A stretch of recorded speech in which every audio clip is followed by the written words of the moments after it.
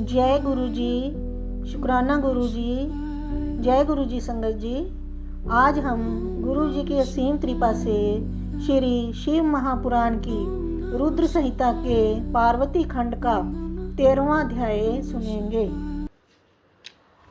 ओम श्री गणेशाय नमः। ओम श्री गणेशाय नमः। गुरुर्ब्रह्मा गुरुर्विष्णु गुरुर्देवो महेश्वरः।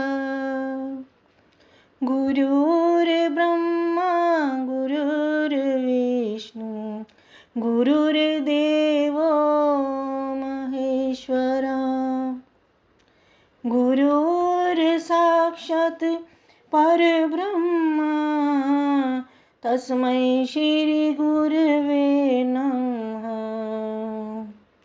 गुरुर्साक्षात् परब्रह्म तस्मै श्री गुरवे नमः।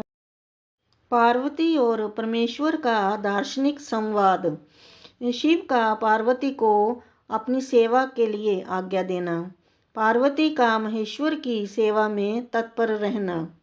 भवानी बोली, हे योगिन, आपने तपस्वी होकर भी मेरे पिता से क्या कह दिया? हे ज्ञान विशारद, उसका उत्तर मुझसे सुनिए। हे शंभो, आप तप की शक्ति से संपन्न होकर ही महातपस्या कर रहे हैं और उसी महाशक्ति की ही प्रेरणा से तपस्या करने के लिए आप महात्मा को ऐसी बुद्धि प्राप्त हुई है। सभी कर्मों को करने वाली उस शक्ति को ही प्रकृति जानना चाहिए।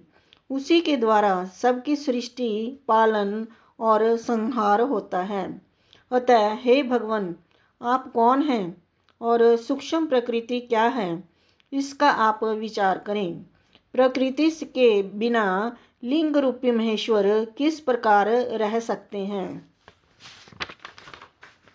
आप प्रकृति के ही कारण सदा प्राणियों के लिए अर्चनीय, वंदनीय और चिंतनीय हैं। इस बात को हृदय से विचार कर ही आप वह सब कहिए। ब्रह्मा जी बोले, हे नारद, पार्वती जी के उस वचन को सुनकर महती लीला करने में रत रहने वाले प्रसन्नचित्त महेश्वर हंसकर कहने लगे। महेश्वर बोले, मैं उत्तम तपस्या द्वारा ही प्रकृति का नाश करता हूँ और वस्तुतः प्रकृति से रहित होकर ही शंभु के रूप में स्थित रहता हूँ। अतः सत्पुरुषों को कभी भी प्रकृति का संग्रहण नहीं करना चाहिए और लोकाचार से दूर तथा विकार रहित रहना चाहिए। ब्रह्मा जी बोले, हे तात, जब शंभु ने लौकिक व्यवहार के अनुसार यह बात कही, तब काली मन ही मन हंसकर यह मधुर वचन कहने लगी। काली बोली, हे योगिन, हे शंकर, हे प्रभु, आपने जो बात कही है, क्या वह प्रकृति नहीं है? आप उससे परे कैसे हैं?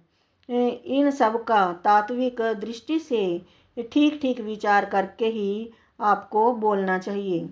यह सब कुछ सदा प्रकृति से बंधा हुआ है, इसीलिए आपको ना तो बोलना चाहिए और ना कुछ करना ही चाहिए, क्योंकि कहना और करना सब व्यवहार प्रकृति ही है। ऐसा अपनी बुद्धि से समझिए। आप जो कुछ सुनते, खाते, देखते और करते हैं, वह सब प्रकृति का ही कार्य है। इसे मिथ्या कह देना निरर्थक है। हे प्रभो, हे शंभो, यदि आप प्रकृति से परे हैं तो इस समय इस हिमवान पर्वत पर आप तपस्या किस लिए कर रहे हैं? हे हर, प्रकृति ने आपको निगल लिया है, अतः आप अपने को नहीं जानते। हे ईश, यदि आप अपने को जानते हैं तो किस लिए तप करते हैं?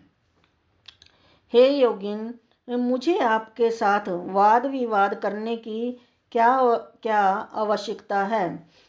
विद्वान पुरुष प्रत्यक्ष प्रमाण उपलब्ध होने पर अनुमान प्रमाण को नहीं मानते।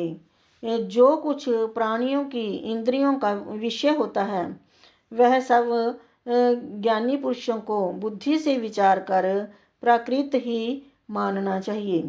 हे योगीश, बहुत कहने से क्या लाभ, मेरी उत्तम बात सुनिए। मैं वह प्रकृति हूँ और आप पुरुष हैं। यह सत्य है, इसमें संशय नहीं है। मेरे अनुग्रह से ही आप सगुण और साकार माने गए हैं। मेरे बिना आप निरीह हैं और कुछ भी करने में समर्थ नहीं हैं। आप जितेंद्रिय होने पर भी प्रकृति के अधीन हो नाना प्रकार के कर्म करते हैं। तब आप फिर निर्विकार कैसे हैं और मुझसे लिप्त कैसे नहीं हैं।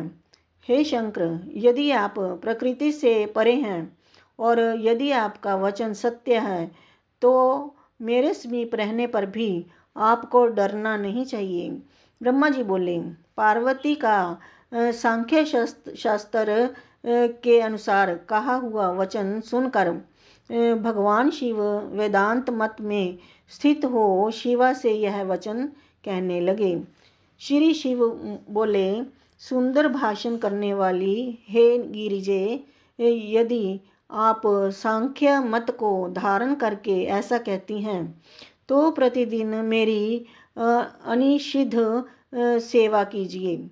यदि मैं ब्रह्म माया से निर्लिप्त परमेश्वर वेदांत से जानने योग्य तथा मायापति हूँ तब आप क्या करेंगी।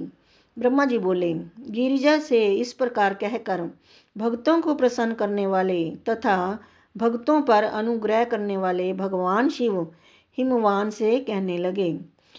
शिव जी बोले, हे गिरे, मैं यही आपके अत्यंत रमणीय श्रेष्ठ शिखर की भूमि पर उत्तम तपस्या के द्वारा आनंदमय परमार्थ स्वरूप का विचार करता हुआ विचरण करूँगा। पर्वतराज, आप मुझे यहाँ तपस्या करने की अनुमति दें। आपकी आज्ञा के बिना कोई तप नहीं किया जा सकता।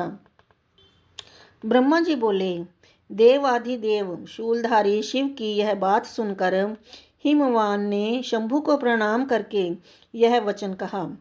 हिमवान बोले, हे महादेव, देवता असुर और मनुष्यों सहित संपूर्ण जगत तो आपका ही है। मैं तुच्छ होकर आपसे क्या कहूँ। ब्रह्मा जी बोले, हे नारद, हिमवान के इस प्रकार कहने पर लोक कल्याणकारी भगवान शंकर ने हंसकर आदर पूर्वक उन गिरिराज से कहा, अब आप जाइए। शंकर जी की आज्ञा पाकर हिमवान गिरिजा के साथ अपने घर लौट गए। तब से वे गिरिजा के साथ प्रतिदिन उनका दर्शन करने लगे। काली अपने पिता के बिना भी दोनों सहेलियों के साथ नित्य भक्तिपरायण होकर सेवा के लिए शंकर के पास जाती थीं।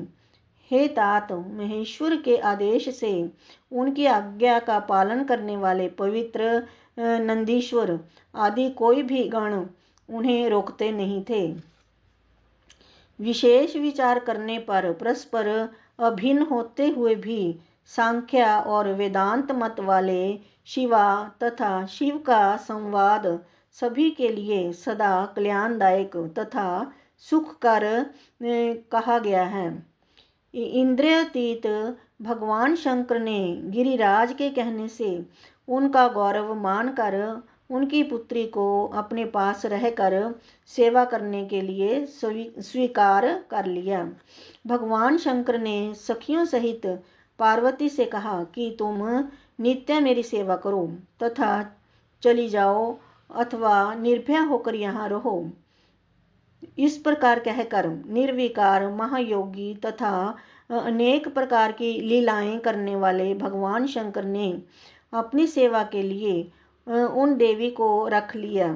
धैर्यशाली तथा परम तपस्वियों का यह महान धैर्य ही है जो विघ्न कारक वस्तुओं को ग्रहण कर भी विघ्नों से विनिष्ट नहीं होता है। हे मुनीश्वर, तत्पश्चात गिरिराज अपने सेवकों के साथ अपने स्थान को चले गए और अपनी प्रिया के साथ मन में परम आनंदित हुए। भगवान शंकर भी आदर पूर्वक ध्यान योग के द्वारा निर्विघ्न मन से परमात्मा का चिंतन करने लगे।